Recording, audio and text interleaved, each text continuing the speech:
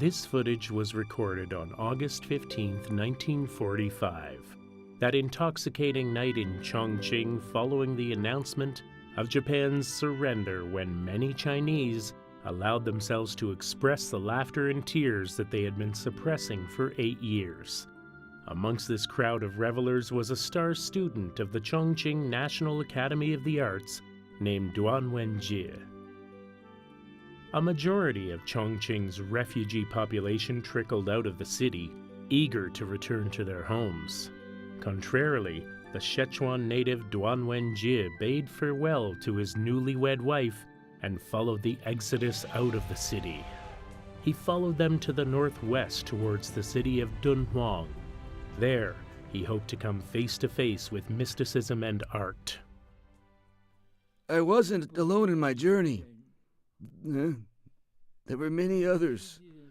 For instance, Zhang Daquan set off very early, and he stayed there for a very long time, and many people went there. Dunhuang traveled for a full month before arriving at Lanzhou, where he heard of the closing of the Dunhuang Art Institute.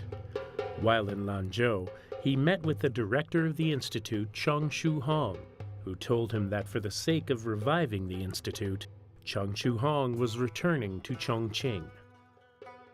Because he was unsure of how long it would take, he bade Dunhuang to not wait for his return. In the winter of 1946, the residents of Lanzhou often saw a young man selling water at street corners. This youth was Dunhuang. He stayed in the city for an entire year, certain of Chang Shuhong's return. This winter, his waiting finally paid off, and a tearful reunion between the two was had as Chang returned with news of the Institute's revival. At home, he could touch the blue sky when he reached out and see the windswept mountains at a glance. From that moment on, Dunhuang never left Dunhuang, never stopped trying. He became the inheritor of Chang Shuhong's legacy, the master hidden in the desert. All of my paintings are my favorites. I love them all, especially the ones where I was right up against the cave wall. I felt so special to be right there. Ever since Mr. Chang set up the institute, all the workers had to be artists. Why is that the case? Because they came to study ancient artist techniques. And to do that, they first had to copy the art itself. At the time, the entire Dunhuang Institute consisted of less than 20 people. Their most important work was copying the art. The majority of artists who arrived around the same time as Dunhuang were also from Sichuan. Compared to the foggy and humid Sichuan climate, their greatest impression of Dunhuang was its scorching sun. When Wu Yonglin got there, he was only 23. Such a beautiful sky. After the sun rose, the only things over our heads was the blue sky and the sun. It wasn't an ordinary shade of blue either. There was an old worker who grew melons. They were very sweet, very tasty. Our meals weren't anything to write home about, but those melons were amazing. Just as the desert climate is said to have dehydrated these fresh-faced artists, and the lack of dietary variety presented its problems, their work of copying frescoes eliminated any lingering feelings of loneliness and isolation. Once I entered a cave, my spirit immediately lifted. There was always something new to see. I wanted to see everything. I just had to. These beautiful works of art took the young artists into their own little world. Once they started working, all of their worries evaporated. Since the Dunhuang Institute began their large-scale copying of Dunhuang's murals up until the beginning of 1948, Over 800 murals had been replicated by their hands. We mostly copied the small ones, short scenes, a fairy tale here, a bodhisattva here, a boost of bodhisattva over there. We copied images like that. The process of copying was research in and of itself. In 1943, Cheng Shuhong led a group of 12 volunteers of people, such as Gongsheng Li, Dongxi Wen, and Zheng Linying to Dunhuang, founding the Dunhuang Art Institute. In 1946, 8 more volunteers, including Duan Jie, Guo Shiqing, and Shen Fu Wen, joined them. In 1948, Zhou Xingyi funded his own expedition to copy Dunhuang's murals, while Shi Weixiang came from Sichuan to Dunhuang. In 1950, the National Dunhuang Art Institute was renamed Dunhuang Cultural Relics Research Institute. Group after group of young men came to Dunhuang, breathing new life into the city and bringing renewed hope for its traditions. I feel that the majesty of Dunhuang's art is apparent no matter the circumstances. It's as simple as that.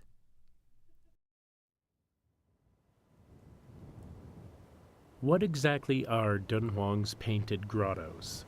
For modern man who takes pleasure in seeking knowledge, it is natural to ask the following question: what is the source of this work of art? Additionally, what drew those artists to this location one after the other and kept them there?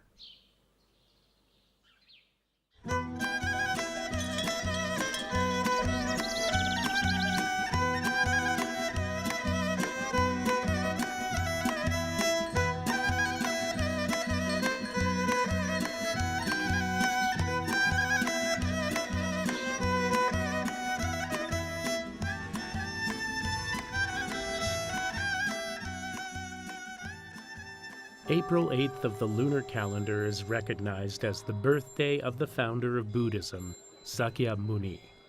Many Dunhuang residents, following the tradition of their ancestors, spend the day praying in the Mogao caves or nearby Buddhist temples on this Buddhist holiday. It is the busiest day in the year for the Mogao caves. The city of Dunhuang boasts many adherents of Buddhism, as its history and culture has deep ties with the faith. As Buddhism spread from India into China via the Gansu corridor, Dunhuang was one of the most important stops on the Silk Road.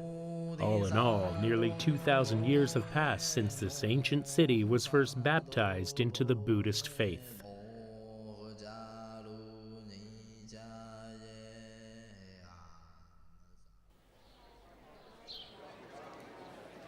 Dunhuang holds the unique position of being one of the first Chinese cities to come in contact with Buddhism. The faith quickly took root in Dunhuang and played a major role in the development of its system of painted grottos. Since the construction of the first cave temple in 366 AD by Abbot Le Xun, by the time of the Tang Dynasty, this number had expanded to over 1,000 caves of all sizes, filled with murals and painted sculptures.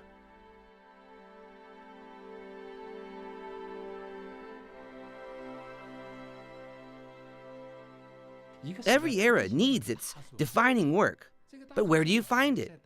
At that time, artwork was usually found within places of worship in the past, painted on part of a temple. This is why the beautiful grottos at Dunhuang are so special. You see, we're so lucky it still exists. The awe that the frescoes and sculptures that make up this so-called magnum opus of its era brought to visitors can be seen in this excerpt from the recollection of Langdon Warner, who gained notoriety for stealing specimens from Dunhuang's frescoes.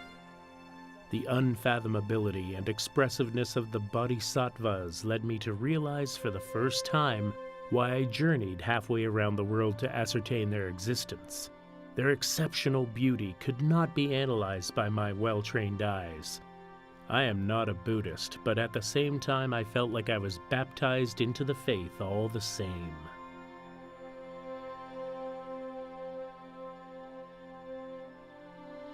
Ever since the library cave's discovery in 1900, Dunhuang has captured the world's attention.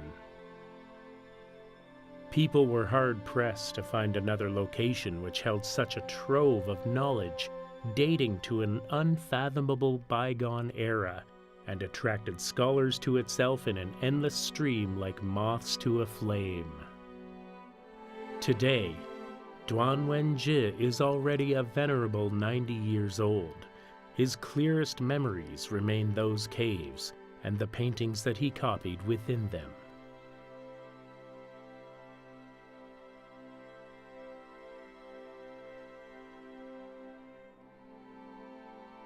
His life can be separated into two periods. The first half was spent focusing on copying Dunhuang's frescoes, while the latter half was spent using those results to perform research. The rules he laid out for fresco copying were to reproduce the original appearance, maintain the original spirit, and to maintain the same quality of craftsmanship as the original. His copy of Painting of the Governor's Wife Venerating Buddha displays this attention to detail. On September 22, 2007, in celebration of his 90th birthday, Dunhuang opened an art exhibit where he made a public appearance while showcasing his own work. That copy of Painting of the Governor's Wife Venerating Buddha was displayed in Tokyo next to more than 100 of its siblings made by Duan and his colleagues in 1958. This is the first time that the Dunhuang frescoes appeared on Japanese soil. Since then, Buddhist pilgrims have come to Dunhuang from Japan in an endless stream. Famed artist Hirayama Okuo, the chairman of the Sino-Japanese Friendship Association, famously said, "The quintessence of Japanese culture is preserved in Dunhuang. It is its homeland."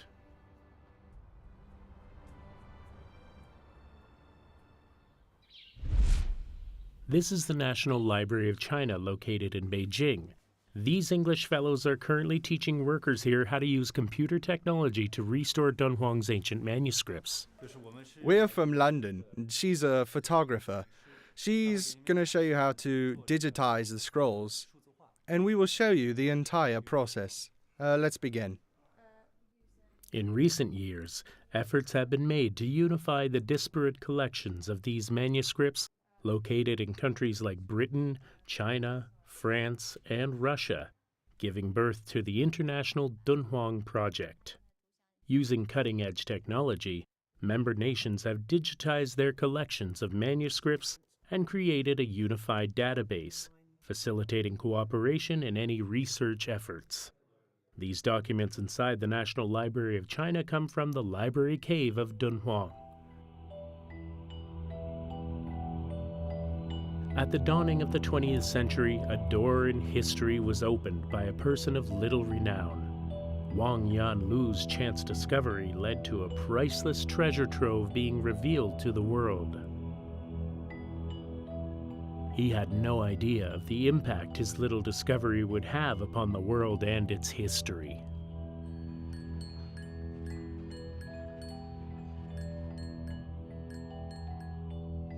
Inside one of Beijing's hutongs in 1909, a group of Chinese scholars led by Luo Zhenyu frantically transcribed the artifacts taken from Dunhuang by Paul Pelliot. As proud Chinese, the act of transcribing scripture rightfully belonging to China was an act that brought much sadness to their hearts. The most valuable examples of the Dunhuang manuscripts were lost to foreign powers. Development of research of Dunhuang in China has mostly turned into revolving around Chinese scholars' process of searching for artifacts overseas. November 10, 2007, Zhejiang Province's city of Haining, the hometown of famed scholar Wang Guowei, was celebrating the legacy of his contribution to the study of Chinese culture and history. In the 1920s, Wang Guowei's fate was closely tied with that of the Dunhuang manuscripts. Wang's teacher Luo Jianyu wrote the article Book List of Dunhuang and the Discovery on the second day of his copying. This was the first time when he introduced the discovery and precious treasure of Dunhuang to the Chinese. During the winter of 1911, shortly after the incitement of Sun Yat-sen's revolution, Wang Guowei and Luo Jianyu headed east to Japan, staying in Tokyo for 8 years. They shut themselves off to everything but academics, burying themselves entirely in researching the Dunhuang manuscripts and oracle bones. This all happened after 1912. During this period, they came to Kyoto with him and cooperated more closely with Kyoto's faculty. This period was the start of internationalized Dunhuang studies. In the 60s and 70s. In the winter of 1978, during the third plenary session of the 11th Central Committee of the Communist Party of China, China came up to a road of reform and opening up policy. Spring had finally arrived for Chinese Dunhuang studies. In 1981, Deng Xiaoping inspected the grottos of Dunhuang and inquired after the Dunhuang Cultural Institute's further plans. Duan Wenjie, the institute's director, answered, "For the past decades, the main focus was the preservation led by Mr. Chang Shuhong. Now our efforts should turn to increasing research into Dunhuang," Deng Xiaoping remarked. "The foreigners have studied Dunhuang for several decades. Dunhuang is a Chinese city. Dunhuang's research belongs in China." The leader of each generation of the Dunhuang Institute all have nicknames. Chang Shuhong has been called Dunhuang's guardian spirit. Take a picture. Yeah. The two of us right here. Old partners. Duan Wenjie is the desert hermit. As for this demure lass from Shanghai, her nickname is the daughter of Dunhuang. Her name is Fan Jinshi. She is the current director of the Dunhuang Institute. Her underlings treat her name with great respect, as well as some trepidation. Pan Jingshi is a very complicated individual. She has virtues and faults. Her work is very serious, but also have a lot of problems. That's what she's like. People call Fan Jinshi Dunhuang's daughter, not only because of the time she spent working there, but also because of the emotion she poured into her work. She once said, "Our duty is to watch over this place, expand Dunhuang's culture, in order to leave this heritage of the entire world to our offspring." Her figure can be seen in the caves almost every day, the frescoes and sculptures of every cave she treats as if were her own family heirlooms. He's sitting down, concentrating on medication, and his expression is a nice one. He's smiling. It doesn't look like it, but take a closer look. I'd say it's showing on every part of his face. Where do I see it? It's a small smile, a subtle smile. He's not openly laughing. That's very exaggerated. He's smiling from his heart. See what I mean? His eye corners are creased, eyebrows a bit raised, nostrils a bit flared, and the corners of his mouth here are turned up. 46 years ago, Fan Jinshi and 3 of her fellow students came to Dunhuang with Professor Su Bai of Peking University's Department of History to conduct research. The dry desert climate did not suit the Shanghai native one bit, and so Jinshi left Dunhuang before her studies were finished. After the end of her sophomore year, Dunhuang headhunted Peking University students for its archaeology program, indicating that they wanted the students who had traveled to Dunhuang the previous year. During that time, major reinforcement and repair work was underway at the Mogao Caves. In that era of the needs of the nation being paramount, Fan Jinshi chose to travel to Dunhuang once again. Only this time she had not planned on staying there for the rest of her life. Before leaving, she made plans to reunite with her then-boyfriend Peng Jinzhong at Wuhan University in 3 years' time. At the time, Jin Shi said that she'd only be staying there for 3 more years because conditions were terrible. It's tough over there, even though Wuhan's a big city. The 3-year deadline came and went, while Fan Jinshi remained in Dunhuang. Archaeology at Dunhuang's Mogao Caves was uncharted territory, and her expertise was more and more required. In a scant few years, Fan Jinshi and her colleagues clearly distinguished between the cave excavation techniques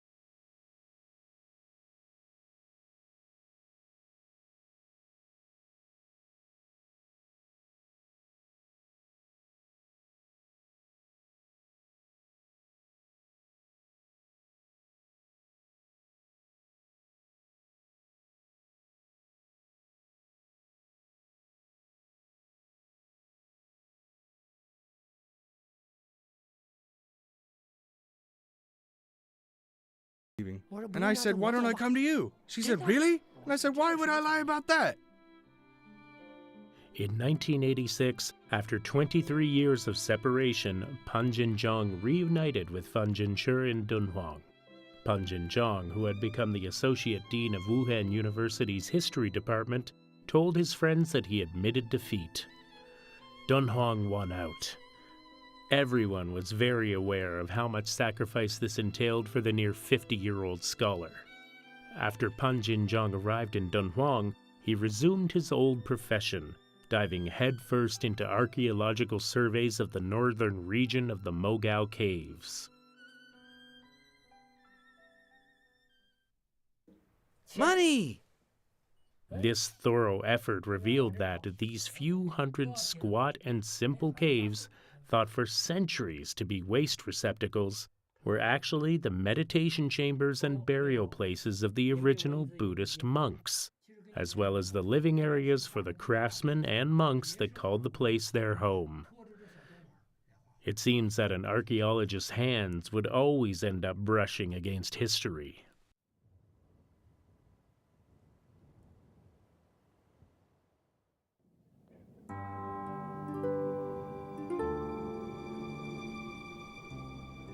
August 15th, 1983, a historic date in the history of Dunhuang studies in China. Under the directions of researchers from the Dunhuang Cultural Institute, the China Dunhuang Turpan Academic Society officially opened the National Conference on Dunhuang. Finally, after enduring for many years, Chinese scholars now had their own academic society. This signaled the rise of China's Dunhuang studies.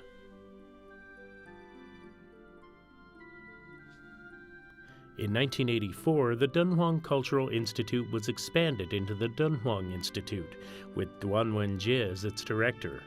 Departments were formed to take charge of fields such as cave preservation, art research, archaeology, and manuscript studies.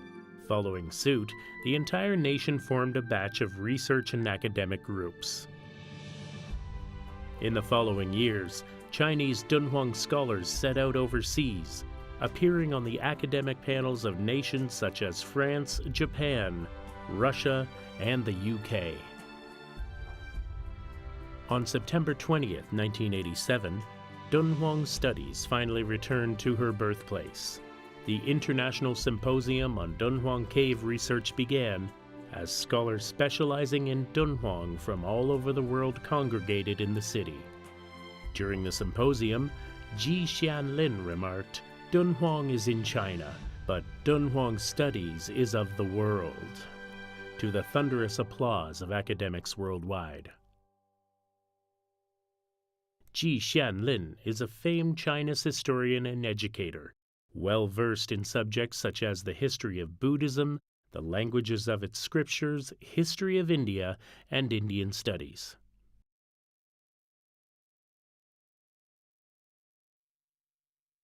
Dunhuang is in China, but Dunhuang Studies are of the world.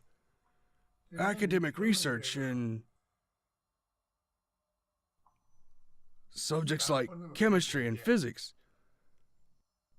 don't follow national boundaries. A Chinese physicist or Chinese chemist would be absurd. Academic pursuits are universal. We have an important say because we're Chinese. We know the language, the writing.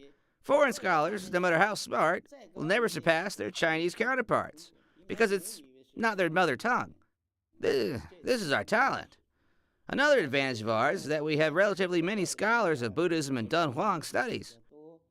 And the results of the research are open to the public for everyone. Now, 80 years later, the backbone of Dunhuang studies can said to be Chinese. From a perspective of numbers, it's very apparent. Over 90% of the world's researchers of Dunhuang manuscripts are in China. The contributions of Chinese scholars in the field increases by the day. A basic desire of the Chinese people is the repatriation of Dunhuang's artifacts. Dunhuang scholars hold this wish more fervently. Preservation, perpetuation, and cultivation of the world's cultural heritage and its artifacts requires the contributions of every person.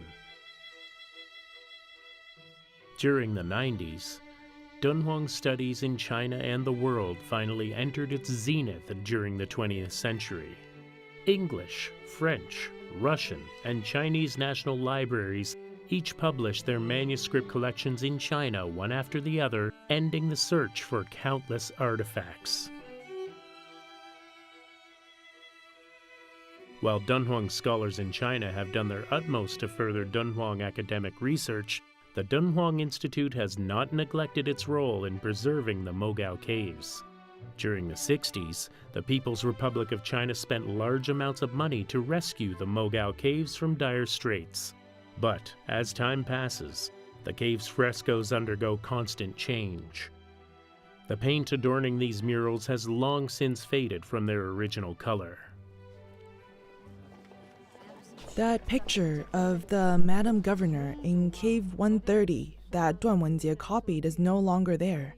It was visible during the 50s, albeit rather weathered. At the time, Duan Wenjie restored the painting based on other scattered paintings. Without his efforts, we would never have known that such a painting existed in the Mogao Caves. It really was all thanks to him. Above the Mogao Caves cliffs is the flat Gobi Desert, which is next to the Mingsha mountain range that runs continuously for 40 or 50 kilometers. Whenever the wind blows, the sand will fly to this flat surface and fall down along the slope of the top cliff like a waterfall.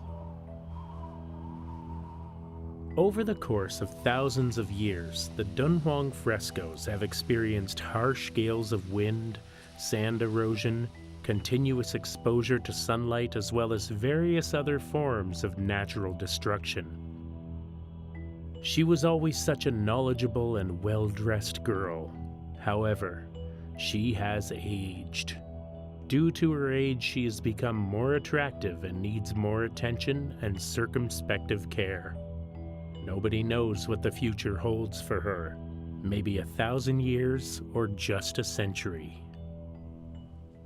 That picture of the Madam Governor, And Cave 130 that Dunhuang Jie copied is no longer there. It was visible during the 50s, albeit rather weathered.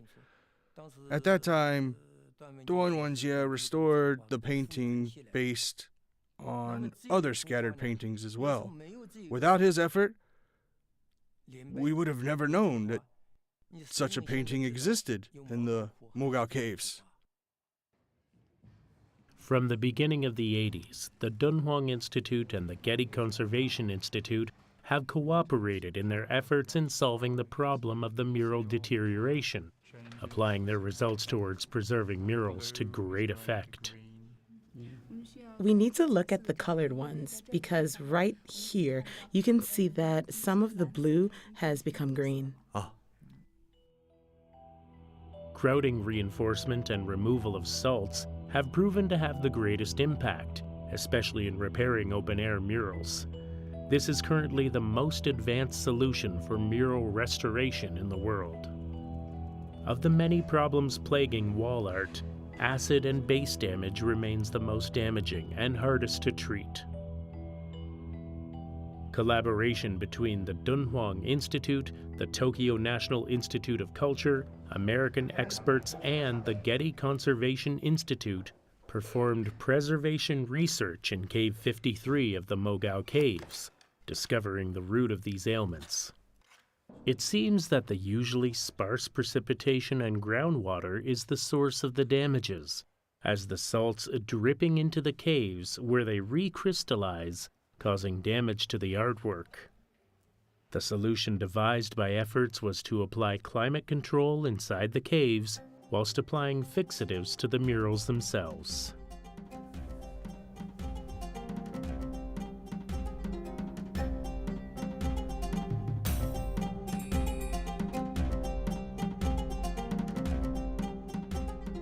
Now, more and more tourists come to Dunhuang to sightsee. What kind of impact could this increase in tourists hold for the caves? In fact, tourist flow has a big effect upon the grottos. The constant flow of traffic changes the cave's internal temperature and humidity. The large influx of water vapor and carbon dioxide in the local atmosphere causes and expands corrosion damage. This is therefore the main reasoning behind limiting the flow of tourists into the Mogao Caves. I hope that people can understand, but we need to allow a certain degree of moderation. If this were a proverbial cash cow, you don't milk it all at once. Otherwise, you won't have any left once you milk it dry. That wouldn't be good. Which is why I say this is one of our national treasures. The world only has one Mogao cave. Outside in Dunhuang and the surrounding Gansu corridor, average yearly rainfall is limited to some 30 millimeters, while water loss to evaporate exceeds 3 meters. This level of aridity is seldom matched in the entire nation. This dryness is the main reason for the long-term preservation of Dunhuang's grotto art. Facing the reality of the deterioration of the cave frescoes, how can we ensure that they are preserved forever? Because these important cultural relics won't last forever. Actually, it became quite fragile after 1,000 years. We could only extend its existence through all kinds of technologies. After that, we will film it and put all of our efforts. Use the best equipment to get the best quality of a picture and leave it for future generations to enjoy and appreciate. Current efforts in the preservation of cave murals are focusing on digital recording. In here, workers make precise measurements for every picture taken in order to be able to perfectly recreate the internal dimension of the overall environment. Using digital photography technology allows people to freely and dynamically record the fine details of each cave. This innovation has proven effective in decreasing the amount of tourist traffic at the site, but its overall goal remains the preservation of the wall art.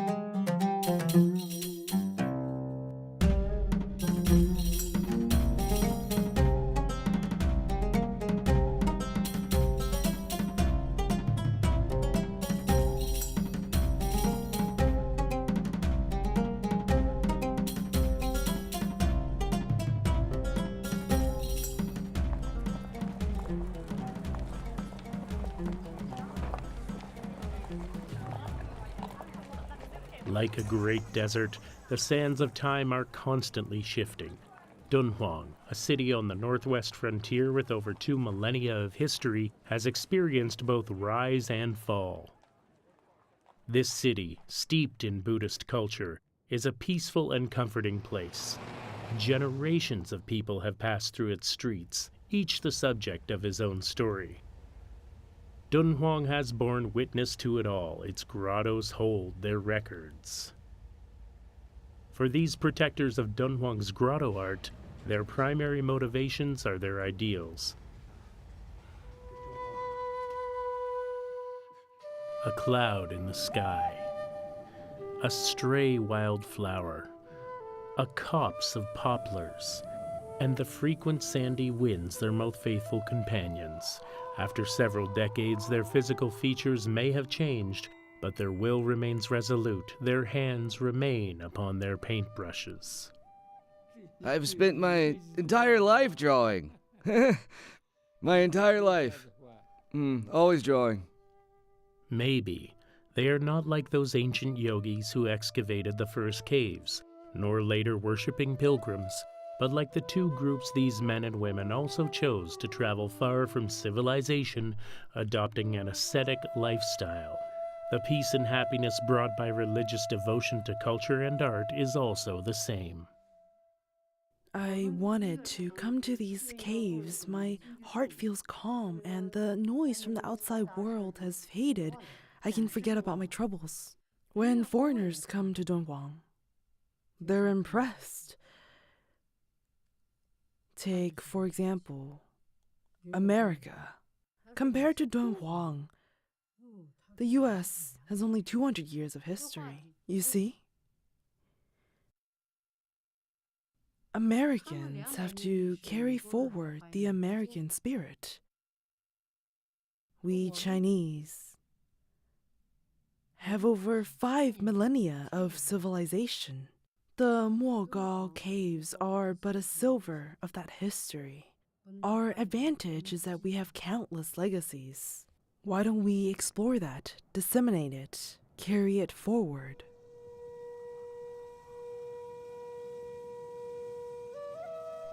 Guarding Dunhuang. The term guarding implies tenacity and a lack of regret. The people interred under this soil are also Dunhuang's protectors. They love Dunhuang to their dying breath. They have long melded with Dunhuang, forever inseparable with its legacy.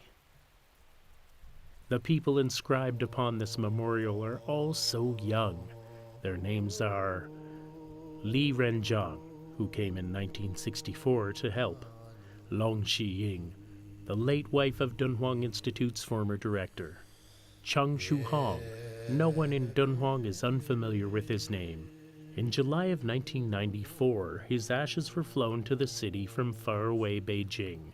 He lay in Dunhuang as he did in life, holding an eternal vigil. Bi He, Dou Jiangkui, Shu An, Zhao Youshan. The list goes on. Every name representing a life that was intertwined with Dunhuang.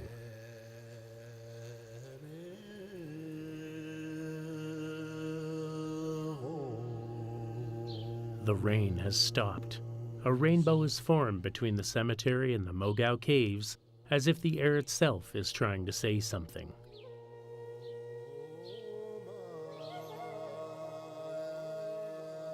Across from the cemetery stands the small caves making up Mogao's northern region.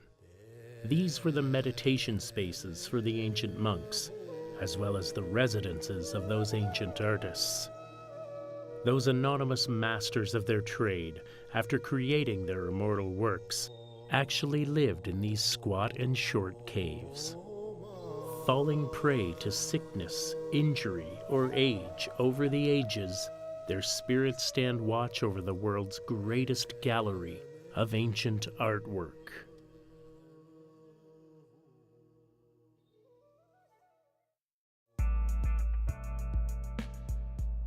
January of 2008.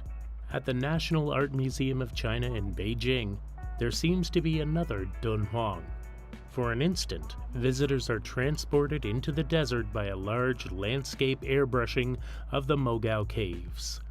This is the starting point of prosperity and light, the Dunhuang artwork exhibit. In 2008, as the world's attention was focused upon Beijing, more people entered Dunhuang, entered into the long galleries of the National Art Museum, feeling that endless charm down to their very souls. This is Dunhuang's art, transcending space and time to dazzle all before its radiance.